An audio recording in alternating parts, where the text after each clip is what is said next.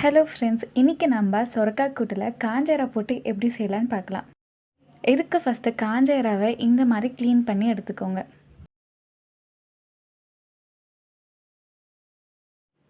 காஞ்ச இறாவை க்ளீன் பண்ணுறதுக்கு கொஞ்சம் போல் தண்ணியை சூடு பண்ணி காஞ்ச இறால சேர்த்து அதை நம்ம நல்லா க்ளீன் பண்ணி எடுத்துக்கலாம்.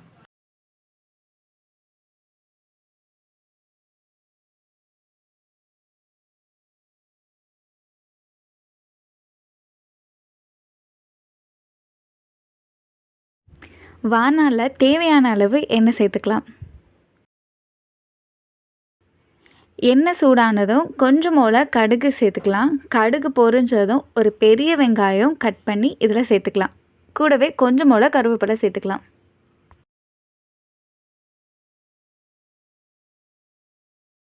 இதை நல்லா வதக்கி விட்டுக்கலாம்.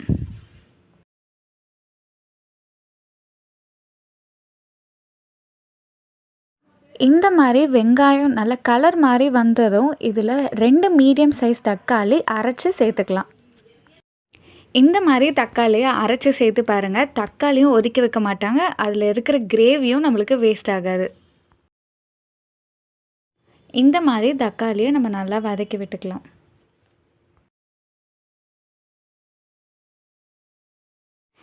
எண்ணெய் பிரிஞ்சு வந்ததும் இதில் கட் பண்ணி வச்ச சொரக்காவை நம்ம சேர்த்துக்கலாம்.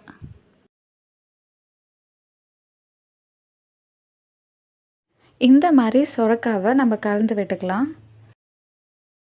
சொரக்காவை இந்த மாதிரி கலந்து விட்டதும் ஒரு மூடி போட்டு நம்ம மூடி வச்சுக்கலாம்.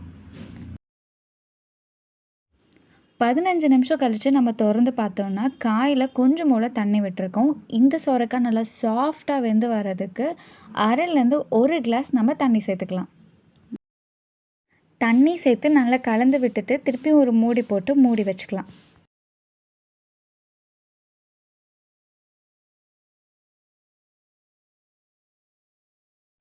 இப்போது இதில் க்ளீன் பண்ணி வச்ச காஞ்ச இறாவை சேர்த்து 10 நிமிஷம் தட்டு போட்டு மூடி வச்சுக்கலாம்.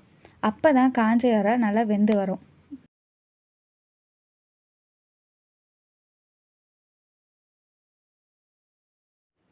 காரத்துக்கு ஏற்ற மசால் பொடி இதில் நம்ம சேர்த்துக்கலாம். அடுப்பை சிம்மில் வச்சு 10 நிமிஷம் மூடி போட்டு மூடி வச்சுக்கலாம்.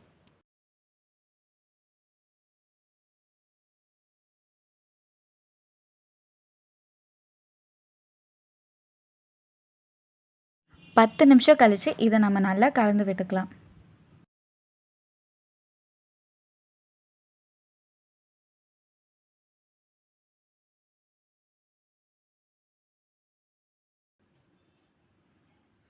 இதில் கொஞ்சம் போல் தண்ணி சேர்த்து ஒரு கொதி வந்ததும் அவ்வளோதான், நம்ம டேஸ்டான சொரக்காய் தொக்கு ரெடி. இதை சூடான சாதத்தில் வச்சு சாப்பிட செம்ம டேஸ்ட்டாக இருக்கும். இதை ட்ரை பண்ணி பாருங்கள்.